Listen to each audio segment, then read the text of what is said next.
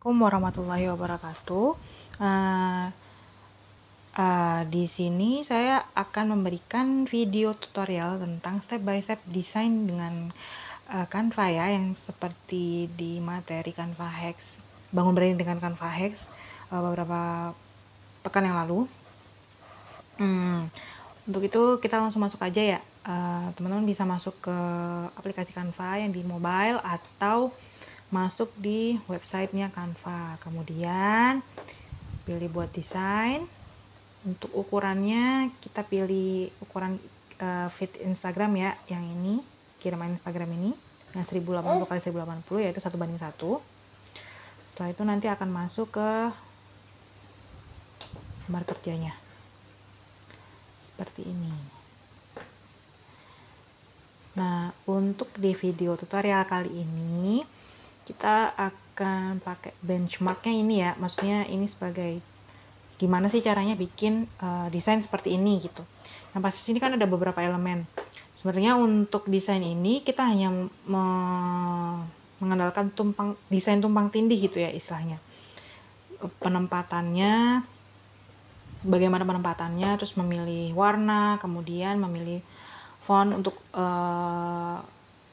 font yang digunakan, kemudian cara menambahkan bayangan. Nah, di sini sebenarnya untuk step by step tentang pemilihan font atau pemilihan warna, secara basicnya nanti saya buat satu video lagi untuk memberikan insight ya buat teman-teman gimana caranya buat memilih warna untuk branding dan memilih kombinasi font yang bisa nanti mungkin dieksplor aja sama teman-teman lewat video yang lain.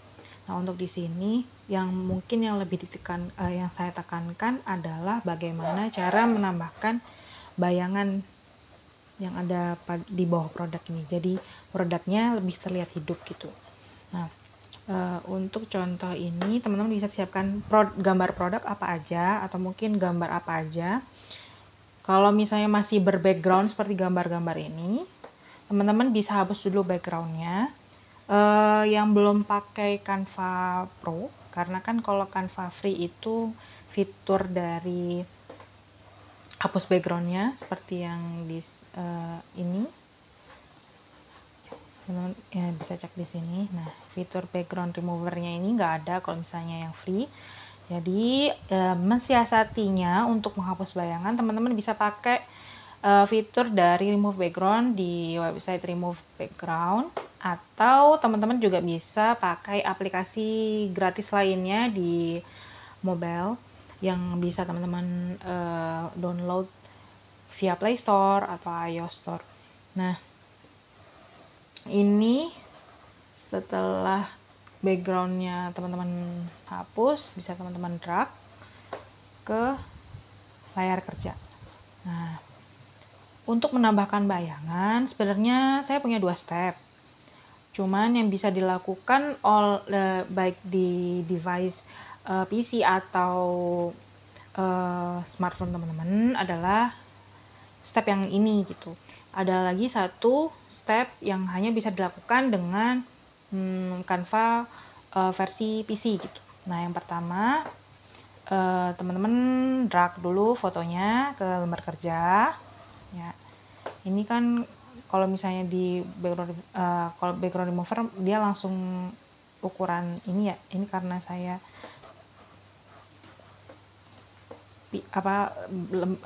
backgroundnya ini masih terhitung diikutin, jadi bisa teman-teman pangkas atau bisa teman-teman kecilin dulu seperti ini supaya dia lebih ringkes kelihatannya. Nah, untuk menambahkan bayangan, step kedua setelah teman-teman drag fotonya ke lembar kerja yaitu klik di opsi foto ya, menu foto ya teman-teman ya. Kemudian search shadow. Nah, di sini nanti akan muncul beberapa gambar shadow, banyak ya. Cuman banyak yang berbayar nih. Nah, banyak yang berbayar ya. Yang free itu yang paling atas ini yang bakal kita pakai. Nah, ini bisa teman-teman klik, dia akan masuk ke gambar kerja teman-teman. Nah, ini kan posisinya masih di depan nih. Teman-teman klik kanan, kemudian pilih opsi bawa ke belakang, atau bisa pakai shortcut seperti yang ada di materi sebelumnya, yaitu dengan pencet Ctrl Alt kemudian kurung siku. Nah, ini kan masih bentuknya nggak sesuai sama bentuk dari produknya, jadi bisa teman-teman atur sendiri bagaimana ukuran yang pas untuk disesuaikan dengan produk sehingga produknya terlihat lebih hidup. Nah, ini mau saya ubah dulu ya.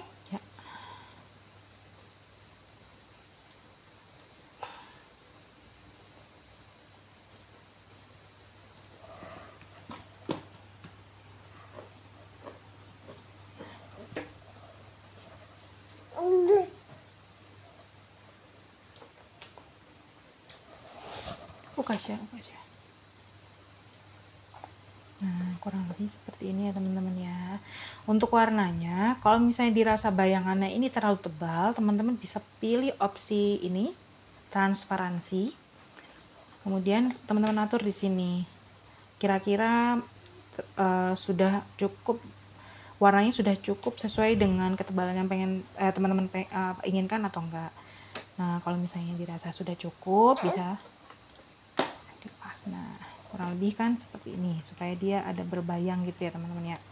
Nah, kalau sudah sesuai dengan gambar ini, teman-teman bisa duplicate dua item ini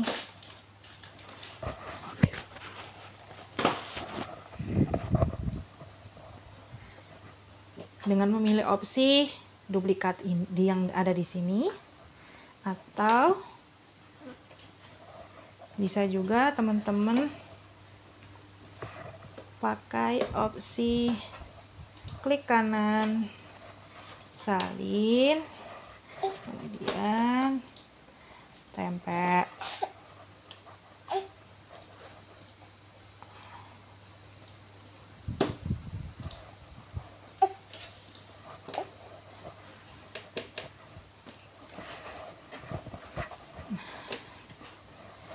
Sudah seperti ini ya teman-teman, diatur untuk posisinya, kemudian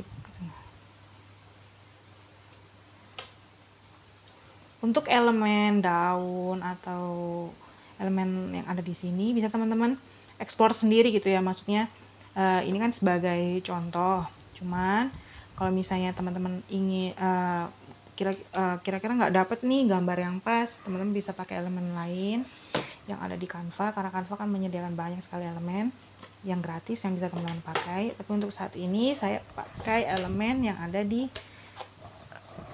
galeri saya ya, itu ini. Nah, ini tinggal teman-teman sesuaikan aja.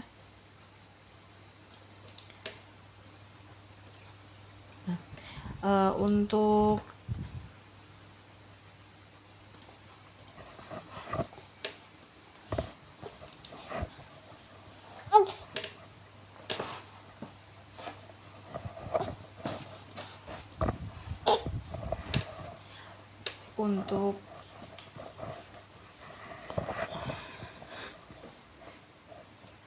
nah ini kan posisinya seperti ini nih, sedangkan kita pingin posisinya seperti ini. Nah, teman-teman bisa pakai yang ini. Kalau misalnya baliknya masih horizontal, bisa teman-teman pakai balik horizontal, tapi kalau misalnya ingin baliknya vertikal, bisa dipakai balik vertikal. Untuk yang ini kita pakai balik horizontal. Nah, untuk ukuran dan sebagainya bisa teman sesuaikan sendiri. Jadi di sini yang paling saya tekankan adalah bagaimana cara menambahkan bayangan produk supaya produknya itu terlihat lebih hidup gitu ya. Jadi sebisa mungkin dibuat jangan cuman tampilan produknya aja, tapi bisa terlihat menarik dengan hanya menambahkan elemen-elemen sebenarnya elemen-elemen yang sederhana gitu. Nah, yang kedua, kalau misalnya bayangannya nggak di bawah tapi bayangannya di belakang gimana? Bisa nggak? Oh bisa. Jadi kita buka halaman baru ya, kemudian drag lagi produknya. Cuman untuk cara yang satu ini hanya bisa dilakukan di versi PC gitu. Kalau misalnya versi mobilenya atau yang ada di handphone masih belum bisa setahu saya. Karena nanti kita pakai efek.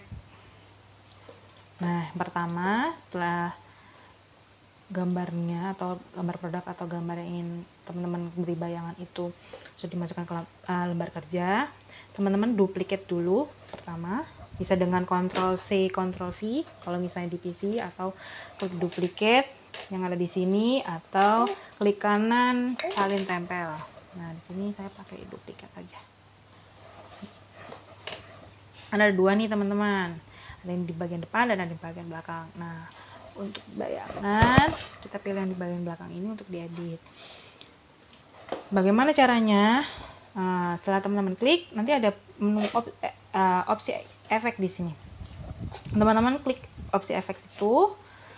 Nah di sini kan ada beberapa pilihan. Teman-teman pilih yang duotone. Nah di duotone ini nanti ada beberapa pilihan lagi nih. Teman-teman bebas pilih yang mana aja. Mau yang pertama atau yang mau tengah-tengah, yang mana aja terserah. Nah ini klik 2 kali. Nah nanti warnanya akan berubah seperti itu teman-teman. Untuk menjadi bayangan di sini kan ada pilihan sorotan dan bayangan. Nah untuk menjadikan ini sebagai bayangan dari produk yang di depan ini, teman-teman ubah warnanya, kedua warna yang ada di sini menjadi hitam semua. Oke, ini juga hitam. Kemudian klik terapan. Kan udah nih, cuman kan masih terlalu pekat ya teman-teman ya, masih terlalu, maksudnya jadi nggak hidup gitu. Nah ini teman-teman seperti tadi, pilih opsi transparansi untuk diatur. Nah supaya dia terlihat lebih real lagi, lebih hidup lagi kalau ini sebagai bayangan. Nah teman-teman juga bisa sih sebenarnya. Jadi kira-kira kalau misalnya cahaya dari sebelah kiri kan berarti bayangan sebelah kanan nih. Kalau misalnya dari sebelah kanan berarti kan sebelah kiri nih. Nah untuk bayangan ini kan ada yang biasanya jadi makin kecil atau makin besar. Nah untuk ini kita buat yang sama aja ukurannya, cuman kita agak miringin supaya terlihat kalau ini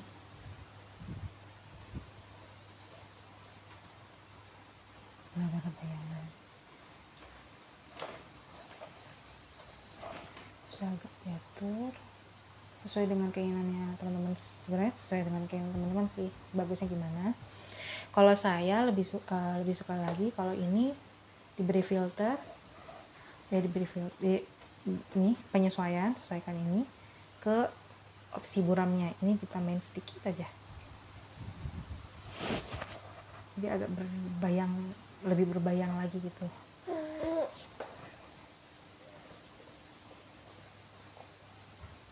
Cuman terkadang kalau misalnya pakai aplikasi remove background itu masih ada sisa-sisa ini nih, kotak-kotak ini. Jadi waktu disesuaikan buramnya jangan terlalu kenceng supaya nggak terlalu kelihatan yang kotak-kotaknya itu. Nah ini bisa atur lagi kira-kira seperti apa. Nah seperti ini.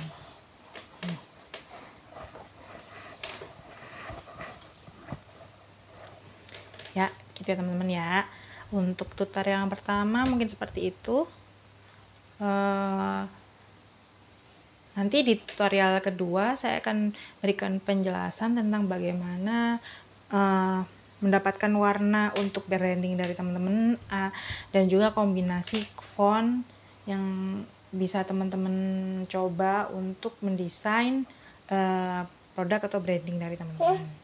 Mungkin segitu. Terima kasih. Wassalamualaikum warahmatullahi wabarakatuh.